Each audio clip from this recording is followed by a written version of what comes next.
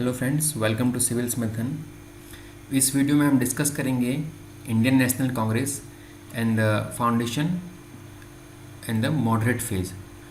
हमने इससे पहले वाले वीडियो में देखा था कि कांग्रेस से पहले जो भी पॉलिटिकल ऑर्गेनाइजेशंस थी, जो प्री कांग्रेस थी 1885 से पहले, उनके बारे में हमने देखा। अभी हम देखते हैं 1885, जो कि कांग्रेस इस ईयर में कांग्रेस की स्थापना हुई थी। ये इस ईयर में इंडियन नेशनल कांग्रेस की।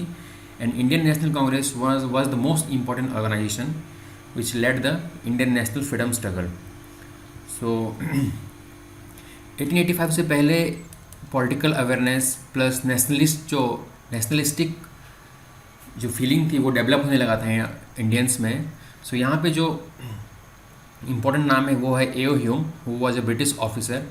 इनकी इनिशिएटिव के द्वारा ही कांग्रेस का जन्म हुआ था 1885 में। And he was the person who mobilised the leading intellectuals of the time, and with their cooperation the Indian national Congress was established और was set up in December 1885 at Bombay. First session जो कांग्रेस का हुआ था 1885 में, यहाँ पे 72 डेलीगेट्स ने attend किया था।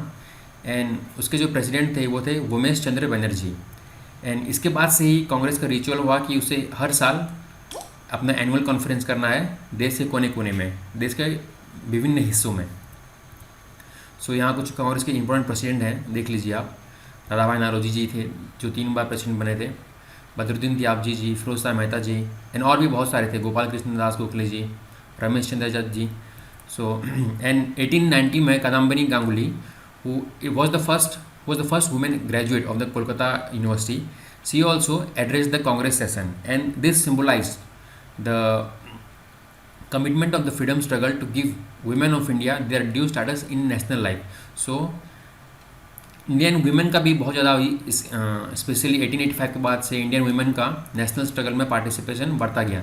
एंड हम आगे देखेंगे कि गांधी जी के आने के बाद वुमेन का एक अलग ही रोल होने लगा इंडियन फ्रीडम स्ट्रगल में। अभी यहाँ देखते हैं, was it a safety valve. कहा जाता है कि Congress was established as a safety valve.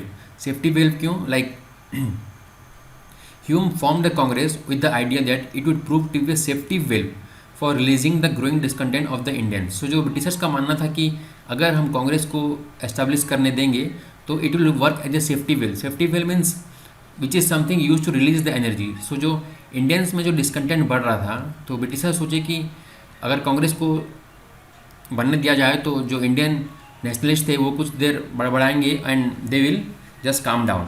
But ऐसा नहीं था। इनफैक्ट एक मार्क्सिस्ट कॉन्स्पिरेसी थ्योरी भी था, जो कि आर पी दत्त ने बोला कि Indian national Congress was born out of a conspiracy to about a popular uprising in India and the bourgeois leader were a party to it. Marxist historians का ये भी मानना है कि कांग्रेस का गठन इसलिए हुआ था कि वो जो लोअर कास्ट थे या फिर लोअर क्लास के जो लोग थे, उनके अंदर जो नेशनलिज्म पैदा हो रहा था उसे वो हाईजैक कर सकें। And they consider the nationalist, the Congress leaders as the allies of the Britishers. However modern historians dispute the idea of the safety valve. जो हिस्टोरियंस हैं उनका मानना है कि अगर कांग्रेस अगर खुद से बनता, ना कि बिना किसी ऑफिसर के हेल्प के द्वारा, तो हो सकता था कि जो ब्रिटिश गवर्नमेंट थी वो कांग्रेस को क्रश कर देती। In their opinion the Indian national Congress represented the urge of the politically conscious Indians to set up a national body to express the political and economic demands of the Indians. Bipin Chandra कहते हैं कि Congress instead of being used as a safety well, the Congress leaders they used Hume as a lightning conductor, because उन्हें ही पता था कि because of the help of the Hume they can organise themselves without garnering और without attracting much attention from the Britishers. अभी देखते हैं कांग्रेस के कुछ aims and objectives. Like found a democratic and nationalist movement, politicise and politically educate the people, develop and propagate anti colonialist nationalist ideology, formulate and present popular demands before the government with a view to unifying the people over a common economic and political program। ये कुछ कांग्रेस के initial phase के AIIMS and objectives हैं। अभी देखते हैं era of moderates 1885 to 1905. So basically when Congress was organized, the leaders were basically constitutional in their view. वो चाहते थे कि हर कुछ रूल के हिसाब से हो, and they were not believing in any kind of use of violence or something, and they were staunch believers in liberalism and moderate politics. So उनका नाम इसलिए moderates दिया गया. तो उनका अप्रोच क्या था? They believed in constitutional agitation within the confines of the law. वो कोई भी लॉ ब्रेक नहीं करना चाहते थे, कोई भी ऐसा काम नहीं करना चाहते थे जिससे कि जहाँ की फोर्स का यूज़ हो या फिर वायलेंस का यूज़ हो. They believe that public opinion could be created in the country and public demands be represented to the government through resolutions, petitions, meeting. So they basically believed in 3 P's: petitions, prayer and protest. To achieve these ends, they worked on a two-pronged methodology. क्या था वो? One was that create a strong public opinion to arouse the consciousness and national spirit, and then educate, unite people on common political questions. पहले लोगों को politically aware किया जाए, उनके जो demands थे वो एकत्रित किया जाए and उसे British government के सामने रखा जाए. And the two was to persuade the British government and British people basically to introduce reforms in India on the lines laid out by the nationalists. So जो ताकि वो ब्रिटिश को persuade कर सकें ताकि उनके जो भी डिमांड है उसे इम्प्लीमेंट किया जाए. So for this they use this method of prayer, petition like sending letters, petitioning them, and if not then they resorted to protest. 3 P's. We must remember this. This was their method. In fact, a British committee of the INC was established in London in 1889 and उसका जो mouth piece था वो था India. सो दादा भाई नौरोजी का यहाँ बहुत इंपॉर्टेंट रोल था ताकि ब्रिटिशर्स को, जो ब्रिटिश पीपल हैं, उनके अवेयर किया जाए इंडिया के सिचुएशन के बारे में. The moderate leaders believe that political connections with Britain were in India's interest at that stage of history. Because अभी क्या था, नेशनलिस्ट आइडिया और नेशनलिस्ट फीलिंग इंडियंस में पूरी तरीके से डेवलप नहीं हुआ था. There are lot of segregations और divisions in Indian society also during that time. So they did not consider this time of the history as ripe for staging any kind of protest or any kind of violent activity against the government, and they believe that India's benefit will be in association with the Britishers. So they consider to transform the colonial rule. ये उनका एक सोचने का था. अभी देखते हैं contributions of the moderate nationalist. So जो ड्रेन थ्योरी है, जो हम जो NCERT में पढ़ते हैं, this is very important because this was one of the important contributions of the early nationalist और द मॉडरेट लीडर्स लाइक दादा भाई नौरोजी, R.C. दत्त, दिनसो अवाचा. सो उन्होंने क्या किया, उन्होंने एक्सप्लेन किया British exploitation of India. They open that the Britishers have changed और they have structurally transform the economy of India by changing India from a goods exporting country to a country which exports raw materials and imports industrialized goods from the west. So इससे क्या हुआ, इससे जो India का economy था, specially rural economy, that was completely settled. Because जो भी goods बनते थे इंडिया में, दे वेर वेरी एक्सपेंसिव और they were not economically viable as compared to the industrialized goods which the Britishers brought as a result of the change in export and import policies. जो free trade का जो यहाँ पे जो उन्होंने regime लाया था स्पेशली 1813 के बाद से, तो इससे क्या हुआ, इंडिया का इकोनॉमी बहुत ज़्यादा हार्म हुआ उस चीज़ से. So the moderates were able to create in all India public opinion that British rule was the major reason for India's poverty and economic backwardness. And उनका सोल्यूशन क्या था, उसका सोल्यूशन उनके हिसाब से ये था कि कुछ भी इंडिया में development should happen only through Indian capital and enterprise. And they also demanded various things like reduction in land revenue, evolution of salt tax, improvement in working conditions of plantation labour, and other things also like reduction in military expenditure etcetera. Moreover, they also believed in demanding constitutional reforms and more participation of Indians in the legislative councils also. So आप यहाँ देख सकते हैं कि there were certain people who were nominatable by the Britishers in the legislative council like Syed Ahmed Khan, Krishnadas Pal, V N Mandlik, K L Nulkar, Rashbehari Ghosh etcetera.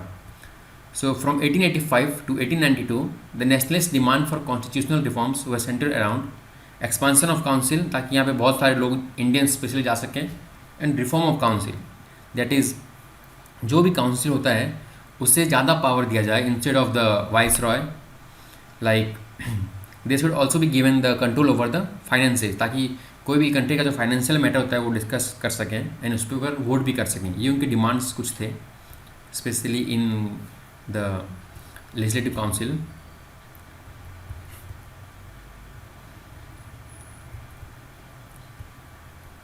ये Indian council act of 1892 है, इसके कुछ प्रोविजंस है यहाँ पे.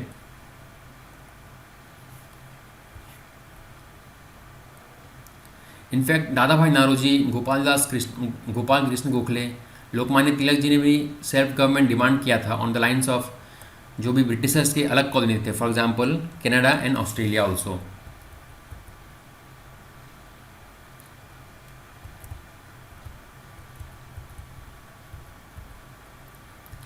The early nationalists or the moderate also campaigned for administrative reforms like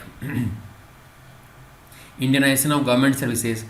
जो Indian civil services था उस टाइम का, वो चाहते थे कि मैक्सिमम से मैक्सिमम रिक्रूटमेंट इंडिया से हो, ताकि जो भी बाहर से जो यूरोपियंस आ रहे हैं या जो ब्रिटिशर्स आ रहे हैं उनको जो महंगी महंगी जो उनके जो सैलरी थे वो बच जाए. And they also wanted Indians to be part of their own administration. They also demanded separation of judicial from executive functions. They also criticized an oppressive and tyrannical bureaucracy, an expensive and time-consuming judicial system also. They also demanded increase in expenditure on welfare, like for example education, irrigation works, agriculture, and they demanded better treatment for Indian labor abroad in British colonies. They were the early nationalists. They were also the champions of civil liberties, for example right to speech, thought, association and free press also.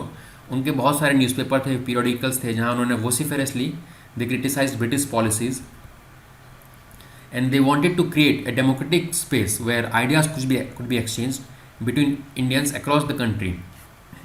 In fact जब तिलक जी arrest हुए थे 1897 में, यहाँ जो Indian press था उन्होंने बहुत ज़्यादा उसे प्रोटेस्ट किया था.